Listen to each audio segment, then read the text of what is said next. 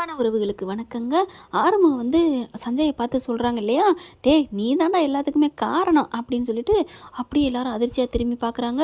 என்ன அப்படிங்கிற மாதிரி, ஆமாடா நீ தான் காரணம், எல்லாமே தெரியும், நீ தான் எல்லாம் பண்ணியிருக்கேன்னு எனக்கு தெரியாதா என்ன அப்படிங்கல. இங்கே பாரு பைரவி, ஆரம்பம் உன் புருஷன் என்ன இப்படிலாம் சொல்கிறாரு, நீ கேட்டேங்கிறக்காக தான் நான் இந்த இதில் இன்வால்வ் ஆகி இவ்வளோ ஈடுபாட்டோடு இருக்கேன். ஓ அப்போ எனக்காக நீ என்ன பண்ண? பைரவி கேட்டாங்கிறக்காண்டி என்னை கைது பண்ணாமல் விட்டியா, இல்லை ஜெயிலுக்கு போகாமல் விட்டியா, இல்லை கேஸ் அப்படியே தீர்ப்பு சொன்னாங்களே தீர்ப்பே சொல்லி முடிச்சுட்டாங்க, அது வரைக்கும் நீ எனக்கா என்ன பண்ண சொல்லு. அது நான் என்ன பண்ண முடியும்?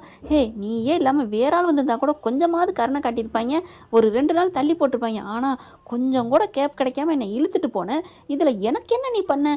என் பொண்டாட்டி பைரவி தாண்டா என்னை இந்த நிலைமைக்கு வெளியில் கொண்டு வந்தா. அது அவளோட பாசம், என் மேலே வச்சிருக்க நம்பிக்கை. ஆனால் எனக்காக பைரவிக்காக நீ பண்ணேன்னு சொல்லி உதார் விடாத.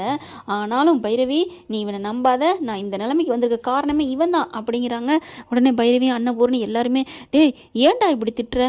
தம்பி நமக்காக தானே இவ்வளோ பாடுபடுது, என்னம்மா பண்ணுறாரு, என்னை அரெஸ்ட் பண்ணி கூப்பிட்டு வந்திருக்காரு, அவர் எனக்காக ஒன்றுமே பண்ணலம்மா அப்படின்னு ஆரம்பம் சொல்கிறாங்க.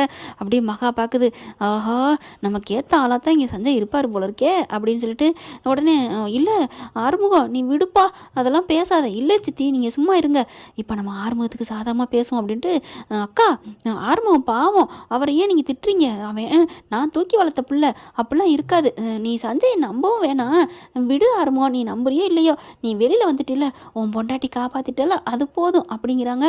பைரவியும் இங்கே பாரு, நீ சும்மா இருக்க மாட்டியா, எப்போ பாரு சஞ்சயை திட்டிக்கிட்டே இருப்பியா அப்படின்னு சொல்ல, பாரு பைரவி நான் இப்போவும் சொல்கிறேன், இவன் தான் எல்லாம் காரணங்கள, அந்த வள்ளி சொன்னதுக்கு சஞ்சய் என்ன பண்ண முடியும் அப்படின்னு பைரவி சொல்ல, என்னது வள்ளியா, அவளுக்கு ஒன்றுமே படிக்கவும் தெரியாது ஒன்றும் தெரியாது, அவள் எப்படி இந்த மாதிரிலாம் பண்ண முடியும் பைரவி, நீ கொஞ்சமாவது நினைக்கிறியா?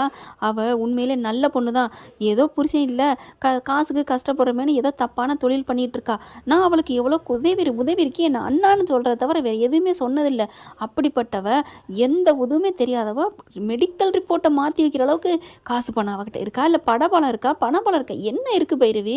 ஆனால் இவளுக்கு பின்னாடி தூண்டி விட்டது எல்லாமே இந்த சஞ்சய் தான். இது தெரியாமல் நீங்கள் என்ன பேசுகிறீங்க? இது ஒரு நாளைக்கு இந்த ஆர்வம் கூவுறது உங்களுக்கு ஒரு நாள் கேட்கும், அப்போ சொல்லுவீங்க, ஐயோ ஒருத்தங்க கத்திக்கிட்டே கிடந்தானே யாருமே நம்பலையே அப்படின்னு நீங்கள் சொல்லுவீங்க. என்ன ஃப்ரெண்ட் நான் சொல்கிறது சரியா தப்பான்னு கமெண்ட்ஸில் சொல்லுங்கள். அதுக்கப்புறம் டே விடு அப்படின்னு சொல்லிட்டு அன்னபூர்ணி அடக்குறாங்க. நீ வா வீட்டுக்கு போவோம் அப்படிங்கிறாங்க. அப்போ சஞ்சய் பைரவி ஆரம்பத்துல சொல்லு, நான் உனக்காத்தேன் அப்படிங்கல, நீ விடு சஞ்சய், அவன் அப்படித்தான் லூஸ் மாதிரி ஏதாவது பேசுவான், சரி ஃபார்மேட்டஸாக முடிச்சுட்டு வாங்க நாங்கள் வெளியே நிற்கிறோம் அப்படின்னு வெளியே போய் நிற்கிறாங்க.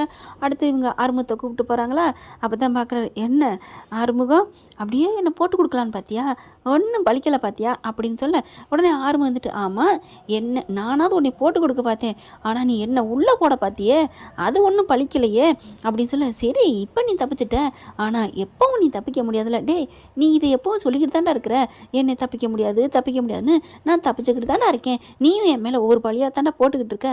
ஆமாடா போட்டுக்கிட்டு தான் இருக்கேன், ஆனால் என்ன பண்ணுறது, உன் பொண்டாட்டி உன்னை காப்பாற்றிடுறாளே, அதைத்தான் நான் சொன்னேன், என் பைரவி இருக்கிற வரைக்கும் என்னை நீ ஒன்றும் பண்ண முடியாதுன்னு. பார்க்குறேன் உன்னை நான் இனிமேல் சும்மா விட மாட்டேன், பார்க்கலாம் அந்த வள்ளி தான் எல்லாம் நீ சொல்லி தான் அவள் சொன்னாங்கிறத நான் கூடிய சீக்கிரமே நிரூபித்து என் பொண்டாட்டி பைரவி உன் மூஞ்சியில் என் பைரவி வாயால் காரி துப்ப வைக்கலை, அப்போ இருக்குடா அப்போ தான்டா நான் ஆறுமுகம் அப்படிங்கிறாங்க. டே பார்க்கலாண்டா என்கிட்ட பவர் அதிகாரம் இருக்குடா அப்படின்னு சொல்ல, என்கிட்ட பைரவி இருக்காடா அப்படின்னு இவன் சொல்ல, பைரவி இருந்து என்ன புண்ணியம் பாத்தியா அப்படின்னு சொல்ல, என்ன பாத்தியா என்னை எடுத்துட்டா பாத்தியா, வெளியில் எடுத்தா பாரு, கோர்ட்டு தீர்ப்பு சொல்லியுமே அதை முறியடிச்சு வாழ்க்கையில் உலகத்தில் எங்கேயுமே இப்படி நடந்திருக்காது, என் பொண்டாட்டி அதை முறியடிச்சு என்னை வெளில கொண்டு வந்திருக்கானா, அவளுக்கு என் மேலே காதல் இல்லாமையா அப்படின்னு சொல்ல, சரிப்பா உன்னை நம்புறாதான், ஆமாம் என்னை நம்புறா, என் பொண்டாட்டி நம்புறா, சரி உன்னை எவ்வளோக்கு பொண்டாட்டி அவள் நம்புறாளோ அதே மாதிரி நீ என் மேலே இப்போ பழி போட்ட, என்ன நம்பிட்டாளா என் காதலி அப்படிங்கிற ஆர்வம் முறைச்சிட்டு கோமா அடிக்க போகிறாங்க. டே கோர்ட்டு உன்னை உள்ளே பிடிச்சி போட்டுருவாங்க அப்படி ஒன்று கையை எடுக்கிறார் ஆறுமுகம். காதலியா என்ன அவள் நம்புறாளே, அது வரைக்கும் எனக்கு சந்தோஷம் தானே, டே அப்படிங்க கத்துறாங்க. சரி விடு, எனக்கு அவள் காதலி, ஆனால் அவளுக்கு நான் ஃப்ரெண்டாக என்ன நம்புறாள், ஆக மொத்தம் 2 பேரையும் அவள் நம்பிக்கிட்டு இருக்கா, யார் நம்பிக்கை அதிகமாக வலுப்புறதுன்னு கூடிய சீக்கிரம் பார்க்கலாண்டா, உன்னை உள்ளே வைக்கிறதாண்டா என்னோட உயிர் வேலையே அப்படின்னு சொல்லிட்டு முழு மூச்சை அப்படின்ட்டு சஞ்சய் கூட்டிகிட்டு போயிட்டு ஃபார்மேட்டை முடித்து அனுப்புகிறாங்க ஆறுமுகத்தை. வீட்டுக்கு வந்துடுறாங்க. வந்ததுக்கப்புறம் ஆரத்தி எடுக்கிறாங்க, எல்லாம் பண்ணுறாங்க. எண்ணெய் வச்சு குளித்து உள்ளுக்க கூட்டி போவோம் அப்படிங்கிறாங்க. எண்ணெயெல்லாம் வச்சு தேய்க்கிறாங்க. அப்போ பார்த்து பைரவியை எல்லாரும் பாராட்டி தள்ளுறாங்க. அப்படி தங்கச்சி வந்து ஊன்னு கட்டிக்கிட்டு அழுகுது. விடுமா விடு, அண்ணன் தான் வந்துட்டேன்ல, இதுக்கு காரணம் முழுக்க முழுக்க உன் அண்ணி தான் அப்படிங்கிறாங்க. அப்படியே அண்ணின்னு கட்டி பிடிச்சி அழுகுறாங்க. நீ ஏதாவது சொல்லு, நீ சும்மா இரு, உன்னைய அத்தைக்காத்த உன்னை வெளியே கூட்டி வந்தேன். சரிம்மா, நீ யாருக்காக கூட்டி வந்தியோ, விடு விடு, என் மேலே காதல் இல்லாமல் வெளியே கூட்டி வந்த அப்படின்னு சொல்கிறாங்க. ஒன்று அப்படின்னு சொல்லிட்டு தலைக்கு எண்ணெய் வச்சு தண்ணி ஊற்றுறாங்க. ஊற்றிக்கிட்டு இருக்கீங்களே கரெக்டாக பைரவி இடுப்பை பார்த்துடுறாரு. இடுப்பு பார்த்தோன்னா பார்த்து பார்த்து தடவு பைரவி அப்படின்னு அப்படி ஒன்றும் தெரியாத மாதிரி பைரவி இடுப்பில் கையை வைக்கிறாரு. பார்த்துடுறாங்க பைரவி. ஒன்று அப்படின்னு கையில் அடிச்சுட்டு அப்படியே மண்டையில் ஒரு கொட்டு கொட்டுறாங்க. அம்மா அப்படின்னு கத்துறாரு. பெண்ணை என்ன சும்மா இருக்க மாட்டா, பாவம்னு உனக்கு எல்லாம் பண்ணனா என்ன ரொம்ப பண்ணுற அப்படின்னு பைரவி சொல்ல, ஏண்டி பார்த்துடி தலையெல்லாம் வலிக்குதுடி அப்படிங்கிறாங்க. சரி சட்டையை கழட்டு, சட்டையெல்லாம் கழட்ட வேணாம், நீ எண்ணெயை மட்டும் தேய்ச்சி விட்டு போ அப்படிங்கிறாங்க. ஏன் சட்டையை கழட்டினா என்ன, நான் பார்த்தா என்ன அப்படிங்கிறாங்க. ஒன்றும் இல்லை பைரவி, அதெல்லாம் அப்புறம் பார்த்துக்கலாம் அப்படிங்கிறாங்க. ஒன்று அப்படின்னு கழட்ட போகிறாங்க. வேணாம் அப்படின்னு சொல்லி தட்டி விட்டுறாரு. அதுக்கப்புறம் தண்ணியெல்லாம் ஊற்றி தலையெல்லாம் தோட்டுறாங்க. அம்மா அன்னபூர்ணி வந்து அப்புறமா ரூம்குள்ளே கூட்டி போயிடறாங்க. சாப்பாடெல்லாம் எடுத்து வந்து கொடுக்குறாங்க. சாப்பிட்றாங்க. நீ சாப்பிடவே இல்லையாப்பா அப்படிங்கிறாங்க. இல்லைம்மா அப்படிங்கிறாங்களா. அன்னபூர்ணி அழுகுறாங்க. என்னை மன்னிச்சிருடா, பெத்த தாய் ஒன்று நான் நம்பலை, ஆனால் பாரு பைரவி ஒரு லட்சுமிடா, நம்ம வீட்டுக்கு வந்த கொலை விளக்கு அப்படிங்கிறாங்க. அவங்க அப்பாவும் ரொம்ப சந்தோஷப்படுறாரு. உன்னை பிள்ளையா பெற்றதுக்கு நான் ரொம்ப சந்தோஷப்படுறேம்மா அப்படின்னுட்டு மகாவும் வந்து சிஞ்சா கொட்டிக்கிறது அப்பப்போ.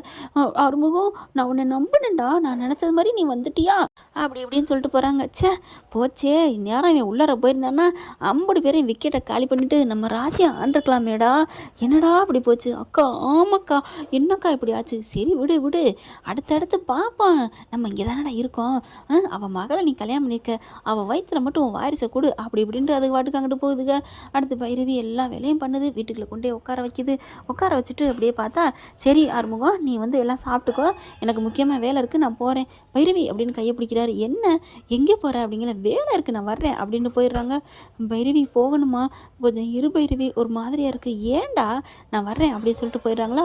போனதுக்கப்புறம் இவர் என்ன பண்ணுறாரு, சட்டையெல்லாம் கழட்டிட்டு நல்லா தோட்டுறாரு. அப்படியே வலிக்குது அப்படின்னு சொல்லிட்டு மருந்தெல்லாம் எடுத்து தடவிக்கிறாரு. இப்போ போன பைரவிக்கு அவங்களால தாங்க முடியலை. திரும்பி வர்றாங்க. எதுக்கு அவன் நம்ம கையை பிடிச்சி கூப்பிட்டான்னு அவங்களுக்கு மனசு நெருடலாக இருக்குது. பக்கத்தில் கிட்ட கதவை திறந்து வர்றாங்க. வந்தால் ஆறுமுகம் உடம்புலாம் காயமாக இருக்க பார்த்துடுறாங்க. ஆறுமுகம் அப்படின்னு வேகமாக ஓடி வந்து, என்ன இது அப்படிங்கல. ஒன்றும் இல்லை, நீ தான் நம்ப மாட்டேங்கிறியே, அவன் தான் அடித்தான், பொய் சொல்லாத ஆறுமுகம், ஏன் பைரவி நான் பொய் சொல்லணும் அப்படிங்கிறாங்க. உண்மையை சொல்லுன்னு அடித்தான் தெரியுமா. அப்படியா, அவனுக்கு இருக்குது, ஏன் நீ அப்புறம் உன்னை நம்புறேன்னு சொன்னதெல்லாம் அதெல்லாம் பொய் பைரவி அப்படிங்கிறாங்க. நீ நல்லா துப்பு தொலகு பைரவி, உனக்கு முடியும், உன்னால் முடியும், அந்த வள்ளி வந்து பொய் சொன்னா இவன் பேச்சை கேட்டு தான் சொன்னாங்கிறத நீ நம்புவ பைரவி அப்படிங்கிறாங்க. நான் பார்த்துக்கிறேன் அப்படின்னு சொல்லிட்டு மருந்தெல்லாம் வைக்கிறாங்க. சரி படுத்துக்கோ அப்படின்னு சொல்லி படுக்க வைக்கிறாங்க. நைட்டு சாப்பாடையும் கொடுக்குறாங்க. சாப்பிட்டுட்டு மறுபடியும் தூங்குறாங்க. தூங்க போயில பார்த்தீங்கன்னா அப்படியே குளிர் ஜுரம் வருது.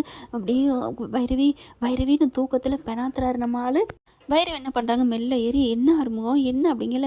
பைரவி அப்போ தூக்கத்தில் என் பேரை சொல்லி புலம்புறியா, அப்போ உன் தூக்கத்தில் கனவுல கூட நான் தான் இருக்கேனா அப்படின்னு சொல்லிட்டு அப்படியே நெத்தியில் முத்தம் கொடுக்குறாங்க. அப்படியே ஆறுமுகத்துக்கு ஒரு உணர்வு தெரியுது. என்னது, ஆஹா நம்ம ஆள் முத்தம் கொடுக்குறாளோ அப்படின்ட்டு அப்படியே முழிப்பு வந்துடுது. சரி சரி முழிச்சா அவள் போயிடுவா, அதனால் தூக்கத்தில் பெணாத்தும் அப்படின்ட்டு பைரவின்னு அழுகிறாரு. கை அப்படியே குளிரில் நடுங்குது. உண்மையிலே அவருக்கு நடுக்கம்தான், இருந்தாலும் கண்ணாடியாக இருந்தாலும் முன்னாடி, நம்ம வீட்டு கண்ணாடியாலும் முன்னாடி போய் நிற்கணும் இல்லையா, அதனால் அப்படியே அழுகிறாரா. அப்படி துடிக்கவும் என்ன பண்ணுறாங்க, நம்ம செல்லாக்குட்டி பைரவி ஆறுமுகத்தை அப்படியே கட்டி பிடிச்சிக்கிறாங்க. ஐயோ அப்படின்ட்டு ஆனந்தமேனு ஆறுமுகம் வானத்தில் பார்க்குறாரு. என்ன ஃப்ரெண்ட், இப்படி போனால் நல்லா தானே இருக்கும். பார்க்கலாம். தேங்க்யூ. இந்த வீடியோ உங்களுக்கு பிடிச்சிருந்தா தயவு செய்து லைக் பண்ணுங்க. இன்னும் அப்டேட்ஸ்க்காக சேனலை சப்ஸ்கிரைப் பண்ண மறக்காதீங்க. நம்ம கிட்ட இருக்க எல்லா சேனல்ஸோட லேட்டஸ்ட் வீடியோ அப்டேட்ஸ்க்காக மேல ரைட் சைடுல காட்டுற லிங்கை கிளிக் பண்ணி வாட்ஸ்அப் குரூப்ல ஜாயின் பண்ணுங்க. உங்களிடம் விடைபெறுவது நான் உங்கள் மெஹர்.